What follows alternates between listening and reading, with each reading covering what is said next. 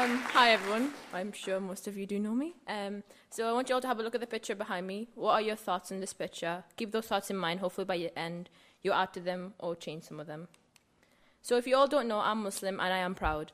But after the events that took place in Paris, France on November 13th, there's a lot of negativity in the media about Islam. So in Google, if you go into Google and you type Muslim, Islam or Muslim woman, these are some negative pictures that come up. People think that Muslim women or Muslim girls have no rights or have no freedom, but we do. Look at me, for example. I'm Muslim, I'm a girl, but I don't wear a headscarf. I have the right and freedom to wear one. My mum wants me to wear it, but she's given me the right and freedom of wearing one when I feel comfortable enough. So what is Islam and what do we actually believe in? Islam is a beautiful religion, just like many others. It's a religion of peace and mercy. As a Muslim, I use the word Assalamu alaikum every day of my life. It's a wish for the other person to be blessed with peace. This is what it means to be Muslim. In Islam, we live by the 5 pillars. The first one, worshipping one God. The second one, the commitment of prayer. The third one, fasting in Ramadan. The fourth one, charity and giving back. And the fifth one, the pilgrim of Mecca, which you must do at least once in your lifetime. In this picture, the small dots are actually people. They are all Muslim. They are there worshipping God. This is what Islam is actually about, coming together as one. In Islam, even a smile is charity. But what is happening today? These are some negative headlines that come up online, and this is the latest one that came up this week. I want you all to know that these headlines are actually false. None of them are actually true, and this upsets me because the people behind this are usually ISIS. If you don't know who ISIS is, they are a terrorist organization. They cause nothing but harm and terror to the world, just like what happened in France. 129 lives were lost. But ISIS has one goal. They want countries like ours to reject Muslims. They'll be ecstatic and happy to hear that since the events that took place in Paris, France, Muslims have reportedly been threatened and attacked in the UK, America, Australia, and all around the world. This evil organization have in their minds, if they can get Muslims, the enemy of the West, then Muslims in France, America, the UK, and Australia will have no one to turn but to ISIS.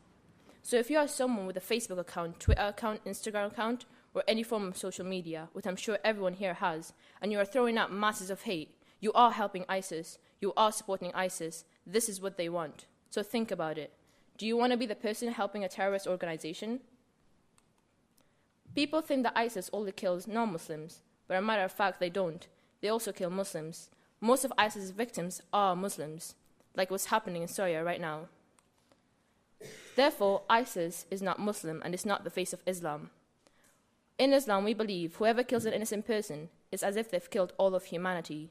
That's why all Muslims stand together against ISIS. Therefore, terrorism has no religion, and terrorism is not the face of Islam. I had people come to me in school this week and last week telling me because I'm Muslim, I am a terrorist. And this is something I go through every day of my life, and it's become worse since what happened in France. But how has this affected Muslims around the world? If you haven't heard, on November 15th, a man pushes a Muslim woman into an oncoming underground train in London. Why? Because she was wearing a headscarf and she was Muslim. Imagine if you're that woman, having to wake up every day and walk out your door knowing you will get attacked and threatened for doing what you believe. People also have this idea that refugees and immigrants are stealing the jobs, but they are not. Take my dad as an example. He's a doctor, and he's Muslim, and he's successful. He saves lives every day. He could have saved one of your relatives. People always think that refugees from Syria, I've seen this on Facebook, close the borders, they are ISIS, they're coming to destroy our country. For a matter of fact, ISIS took over their country. ISIS killed their loved ones. ISIS destroyed their homes. So how would you feel if that was you? Sitting at home, bombs going off, people dying. There's children who are coming into the UK with no families. So how would you feel if that was you in my situation? I have a 7-year-old sister. She came home from school last Monday, crying. When I asked why, she said to me, people are blaming me in school for the Paris attacks. She said, I don't want to go back. I have a brother in year 7. He got bullied last week. People are telling him, your religion is killing people. This is something I have to go through every day. People link us to terrorism, but we are not terrorists. They have hijacked our religion and used it against us. I was in Tesco's just last week. I walked in.